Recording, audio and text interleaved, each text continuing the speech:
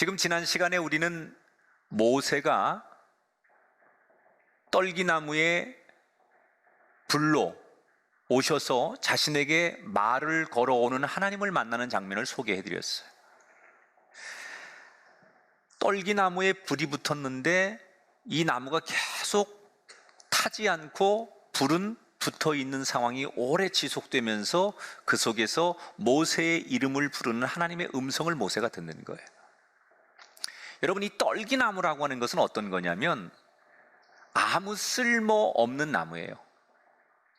광야 한복판에 수분을 받지 못하기 때문에 잎사귀도 열매도 없는 나무, 앙상한, 아주 조그맣고 앙상한 볼품없는 나무, 땔감으로도 사람들이 쓰지 않는 나무. 그런데 하나님께서 이 떨기나무에 불로 찾아오셨어요. 때로는 하나님이 태풍처럼 찾아오시기도 하고 천둥번개처럼 찾아오시기도 하고 정말 아주 가을 바람처럼 우리에게 살며시 찾아오시기도 하지만 성경에 하나님이 때때로 인간에게 자신을 드러낼 때 불로 이렇게 나타나시는 경우가 많이 있죠. 지금 모세에게 하나님께서 나타나시는데 하필이면 떨기나무에 불로 찾아오셨어요. 이 떨기나무라고 하는 것은 아마 모세의 현존의 모습을 드러낸 건 아닐까요? 80 먹어 처갓집에 살면서 자기의 양도 아닌 장인의 양을 치며 겨우 밥벌이에서 먹고 살아가는, 남의 집에 얹혀 살아가는 기구한 운명, 40살의 왕족의 그 정말 기골이 있고 위험이 있었던 그 모세는 온데간데 없고 이제 평범한 늙은 할아버지, 시골 할아버지로 전락한, 누가 봐도 볼품없고 그가 40년 전에 이집트의 왕족이었을 거라고는 지금 입장에 보면 전혀 믿기지 않는 그런 모세의 지금의 모습이 마치 떨기나무 같지 않았을까? 그런데 그렇게 볼품없는 떨기나무에 하나님이 불러 오시니까 꺼지지 않는 떨기나무, 꺼지지 않는 불, 타지 않는 나무, 꺼지지 않는 불. 여러분, 우리 인생이 때때로 떨기나무처럼 참 볼품없고 사람들에게 제대로 인정받지 못하고 우리의 처지가 기구할지라도, 나이가 많아서 사람들이 더 이상 주목하지 않는 그런 노년의 인생일지라도 하나님이 볼품없는 그 사람, 그 인생에 찾아오셔서 불 붙여주시면 그 인생이 그때부터 아름다워지는 거예요. 젊기 때문에 아름답거나 사람들이 부러워하기 때문에 아름다운 인생이 아니라, 아무리 볼품없고 가치 없는 떨기나무 같은 인생일지라도 하나님이 그를 찾아오셔서 불 붙여주실 때 그 인생이 비로소 빛나는 거예요. 여러분에게 그 은혜가, 특별히 소외와 열등감과 상처와 고통을 가지고 살아가는 귀한 성도들에게 오늘 불로 임하시는 하나님의 은혜가 여러분에게 임하게 되기를 주의 이름으로 축원합니다. 모세에게 찾아오셔서 하나님 주신 말씀이 뭐예요? 내가 너의 민족을 구원해 낼 테니 너는 가서 심부름하거라. 이 하나님이 갑자기 자기를 찾아오셔서 이런 말씀을 하시는데 모세가 여기에 어떻게 반응을 합니까? 오늘 그 얘기가 성경에 시작되죠. 11절에 보니까 모세가 하나님께 아뢰되 내가 누구이기에 바로에게 가며 이스라엘 자손을 애굽에서 인도하여 내리까? 아무것도 준비하지 않고 있었던 내 인생은 이렇게 평범한 노인으로, 늙은 노년의 인생으로 살다가 이제 살 날이 얼마 남지 않아 죽을 수밖에 없는 그런 평범한 삶을 살아가는 모세에게 어느 날 하나님께서 훅 들어오셔서 내가 너에게 이런 계획이 있으니 너 내 심부름해라 라고 명령하시니까 모세가 너무나 두려워하고 당황하며 뭐라고 얘기해요? 하나님, 제가 누군데, 제가 제 자신을 너무나 잘 아는데 제 처지를 보시고도 그런 얘기를 하십니까? 어떻게 세계 최강국 이집트를 내가 가서 이길 수 있습니까? 지금 저에게 찾아오신 거 맞습니까? 잘못 찾아오신 거 아닙니까? 여러분, 사람의 기준은 그 사람이 뭔가를 하려면 보여지는 조건이 좋아야 돼요. 그래서 젊든지 힘이 있든지 능력이 있든지 재능이 있든지 좋은 학벌이 있든지 우린 그런 조건을 보잖아요.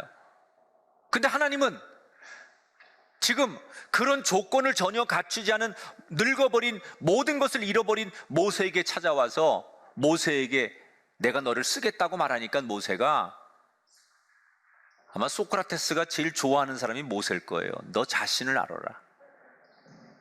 자기는 전혀 그런 게 안 되는 사람이라는 거예요. 근데 하나님께서 뭐라고 말씀하세요? 12절에 보니까 내가 반드시 너와 함께 있으리라. 여러분, 때때로 우리 인생에 많은 말이 필요 없어요. 부모 자녀 간에, 부부끼리 또는 연인끼리 어떤 말, 막 구구절절한 말 필요 없어요. 내가 너를 진심으로 사랑해, 이 한마디면 되는 거예요. 때로 사람들이 듣고 싶은 딱 한마디는 진정으로 미안해, 내가 잘못했어 라는 사과의 한마디, 아니 정말 고마웠어 라고 하는 그런 자기의 진실한 말 한마디가 모든 것을 대변하는 것처럼 하나님은 모세에게 다른 건 말씀하지 않아요. 내가 반드시 너와 함께 있으리라. 가장 큰 약속 아니에요? 그러니까 모세가 뭐라고 반응합니까? 완강하게 저항하는 거예요. 하나님, 내가 이집트 바로 왕을 설득하고 이집트의 벽을 넘는 것 전에 내 동족들조차도 내 모습을 보면 나를 신뢰하지 않을 겁니다. 내 동족들을 가서 고통받는 억압의 땅에서 건져오라고 하나님 말씀하시는데 내 동족들조차도 나를 리더로 생각하지 않을 겁니다. 내가 가서 너희들을 이렇게 건져내려고 왔다 그러면 분명히 너를 보낸 이가 누구냐? 너의 신의 이름이 뭐냐? 이렇게 물어볼 텐데 제가 뭐라고 대답을 합니까? 이렇게 모세가 하나님 앞에 물어보는 거예요. 근데 왜 이렇게 물어보느냐? 이건 그 당시에 문화를 좀 우리가 이해해야 돼요. 여러분, 구약에서는 모든 나라들이 자기들이 섬기는 신의 이름이 다 있어요. 그래서 성경을 읽다 보면 여러분, 가나안이란 나라는 바알을 섬기고, 블레셋은 전쟁신 다곤이라는 이름의 신을 섬기고, 또 암몬은 몰렉이라는 신을 섬기고, 지금 이집트에는 현재 태양신이라고 하는 라라고 하는 신과 나일강을 지키는 하피라고 하는 신, 이 이집트 땅은 다신론 국가거든요. 신이 굉장히 많아요. 근데 대표적으로 상징적인 신들이 있어요. 그래서 이 고대 중동 사람들은 신은 자기 땅을 지키고 산을 지키고 바다를 지키고, 그래서 거기를 지키는 신이 다 존재한다고 생각해서 그 신을 따라가고 그 신의 이름을 부르며 살았던 거예요. 근데 지금 모세가 이 이스라엘 백성들을 건져낸다고 하면 분명히 그 문화에 젖어 있는 이스라엘 민족들이 너를 보낸 신의 이름이 뭐냐? 신이 워낙 많으니까 너를 어떤 신이 보냈느냐? 이렇게 물을 건데 제가 뭐라고 대답합니까? 그때 하나님이 당신의 이름을 자기가 공식적으로 드러내시는 거예요.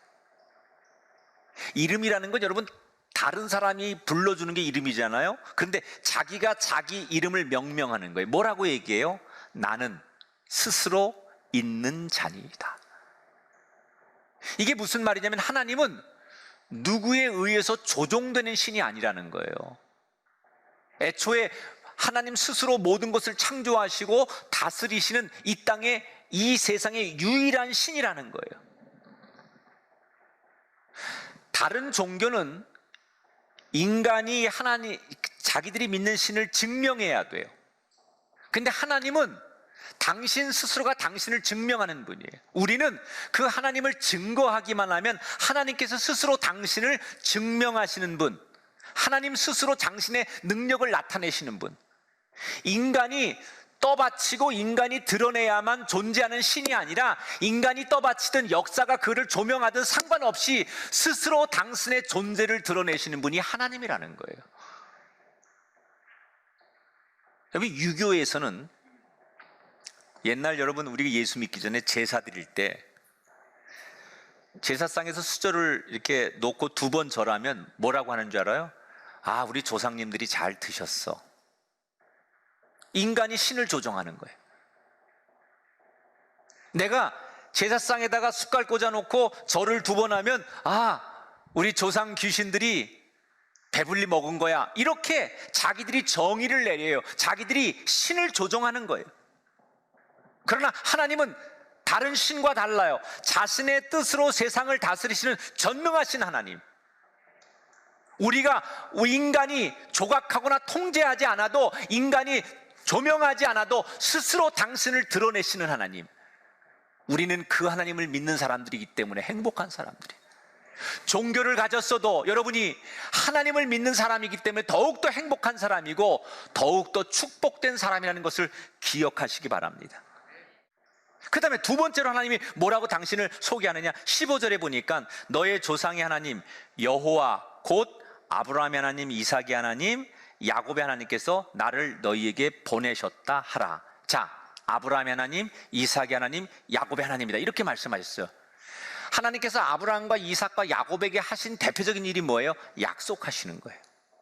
내가 너희를 큰 민족을 이루게 할 것이고 새로운 땅을 허락할 것이고 너희를 통하여 민족을 구원할 것이다. 하나님께서 약속하신 거예요.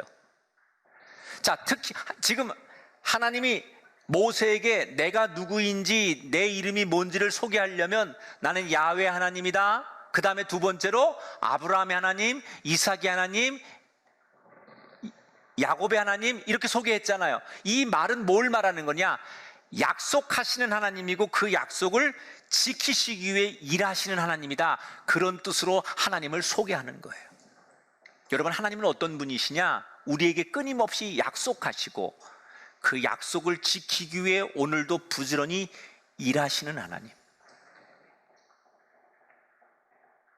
지금 모세가 사람들이 나를 보낸 신이 누구냐고 물어보면 내가 하나님을 어떻게 소개할까요? 그러니까 이렇게 소개하면 된다. 그리고 하나님이 당신을 드러내셨어요.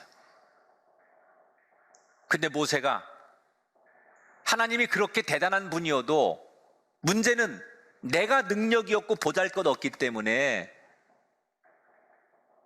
내가 일을 할 수가 없습니다. 모세는 계속해서 이미 자존감이 땅바닥에 떨어진 상황에서 자기가 못하는 것만 얘기하는 거예요. 그랬더니 하나님께서 모세를 어떻게 설득하느냐? 19절부터 22절에 보면 내가 아노니 애굽 왕이 허락하지 아니하다가 내가 그 나라를 친 후에야 그가 너희를 보내리라. 너희가 나갈 때 빈손으로 가지 아니하리니 애굽 사람들의 물품을 취하리라. 이 말은 앞으로 너희 민족이 이집트에 가서 어떤 과정을 통해서 출애굽하는지 그 과정을 미리 하나님께서 다 예고편처럼 설명해 주시는 거예요. 앞으로 일어날 일을 하나님께서 하나하나 다 지금 이런 일이 있고 이런 일이 있은 다음에 너희가 출애굽을 하게 될 것이다 라는 것을 하나님께서 다 자세하게 말씀해 주는 거예요. 자, 하나님은 도대체 어떤 분이길래 한 치 앞도 모르는 우리의 미래를 자세하게 말씀하실 수 있는 걸까? 그 이유가 19절에 나와요. 자, 19절에 이렇게 써 있어요. 따라합시다. 내가 아노니. 하나님이 내가 안다 그러셨어요. 하나님은 이미 다 알고 계셨어요. 어떤 일이 일어날지 하나님은 다 알고 계신다는 거예요. 어떻게 이 모든 것을 아셨느냐? 하나님이 계획하셨기 때문에. 하나님이 내가 너희에게 무슨 일이 일어날지 내가 다 알고 있다라는 얘기는 뭘 의미하는 거냐? 내가 다 이미 계획해 놓았기 때문에 무슨 일이 일어날지 나는 다 안다는 얘기예요.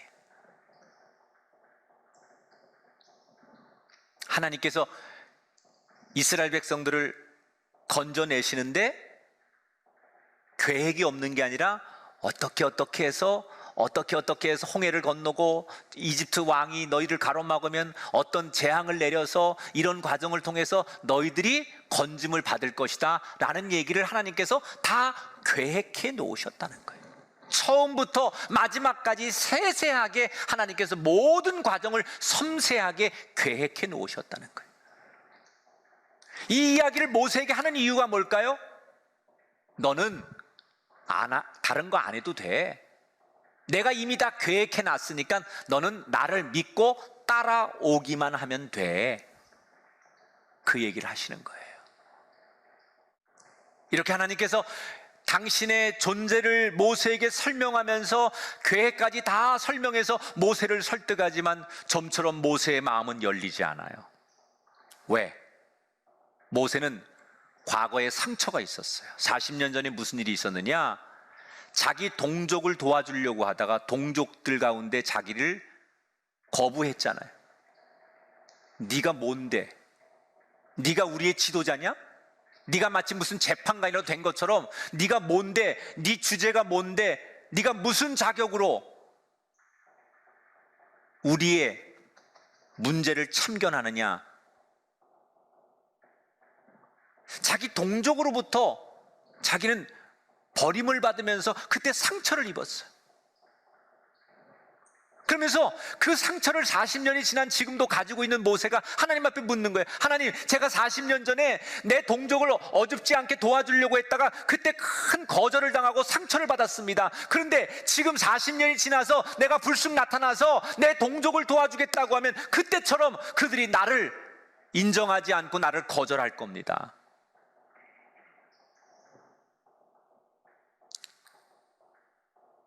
이게 여러분, 인간의 시선과 하나님의 시선이 보는 관점이 다른 거예요. 인간은 항상 과거 지향적이에요. 그래서 인간을 평가할 때 우리는 너 어디가 고향이야? 너 어느 학교 나왔어?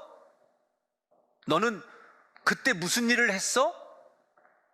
우린 그 사람의 스펙, 그 사람의 지난 성적, 그 사람의 업적 이런 걸 가지고 그 사람을 평가하잖아요. 이게 인간의 관점이에요. 근데 하나님은 그 사람의 과거를 보지 않아요. 아무리 대단한 세상의 자랑거리도 하나님 그거 보지 않아요. 아니, 그 사람이 사람들에게 손가락질을 받는 천하의 죄인일지라도 그거 보지 않아요. 하나님은 지금 그를 붙들어서 그에게 새로운 미래를 보시는 분이에요. 그러니까 하나님의 관점은 미래 지향적이고 인간의 관점은 과거 지향적이라는 거예요. 근데 이 지향점이 다른 두 시선이 부딪히면 이게 해결이 안 됩니다. 그리스도인의 삶은 하나님을 만나기 전에는 과거 지향적인 삶이었지만 하나님을 만나서 자신의 인생과 운명을 미래 지향적으로 바꾸는 거예요. 내가 어떤 과거를 살았을지라도 하나님을 만났기 때문에 내 인생은 달라질 수 있다. 이게 기독교가 주는 복음이라는 거예요. 40년 전에 자기가 경험한 그것 가지고 할 수 없다고 말하는 거예요. 근데 하나님은 그거 상관없다는 거죠. 내가 너에게 능력 주고 모든 걸 할 테니 걱정하지 말고 가라, 그 말이에요. 그러니까 오늘 성경은 하나님께서 모세를 심부름시키기 위해서 계속 설득하고 모세는 그 하나님의 설득에 저는 못해요, 자신 없어 이렇게 주저하는 두 사람, 하나님과 모세 사이의 대화를 오늘 설명하는 거예요. 자, 이제 설교를 마칠게요. 지금 하나님은 꾸준히 모세를 부르고 계시고 자신의 능력까지 보여주면서 제발 나를 믿으라고 말해요. 그런데 모세는 계속 하나님이 당신을 내가 누군지 소개하고 하나님이 능력을 다 보여주시는데도 모세는 그래도 자기는 못하겠다는 거예요. 하나님은 대단하신 거 알겠지만 내가 그걸 감당을 못한다는 거예요. 그러면서 이유를 뭐라고 돼요? 표면적으로는 내가 40년 전에 내 동족들에게 인정받지 못하고 거절당한 상처 때문에 지금도 그럴 거라고 하는 게 표면적인 이유예요, 성경에. 그런데 저는 모세가 말하는 이 표면적인 이유보다 더 근본적인 문제가 있다고 생각해요, 성경에. 그게 뭐냐? 영적인 부분이에요. 겉으로는 내 동족들이 내 리더십을 안 받아줄까봐 그게 두렵습니다 라고 말을 하고 있지만, 실제로 모세의 문제는 뭐냐면 하나님의 능력을 안 믿는다는 거예요. 내 눈앞에서 하나님이 지팡이가 뱀이 되게 하고 자신의 손이 나병에 걸렸다가 고쳐지게 하시는 하나님일지라도, 아무리 하나님이 그렇게 대단한 분일지라도, 막상 이집트에 가면 이집트에도 수많은 신이 있고, 이집트는 세계 최강국의 군사 문화와 문명을 가지고 있고, 그런 이집트를 아무리 하나님이 대단해도 이기지 못한다는 거예요. 하나님이 능력이 없어서가 아니라 내 눈앞에 보이는 이집트는 하나님보다 더 대단하기 때문에, 하나님이 이런 능력이 있을지라도 내가 보는, 내 눈앞에 보여지는 이집트를 이길 수 없다고 생각한 거예요. 우린 지금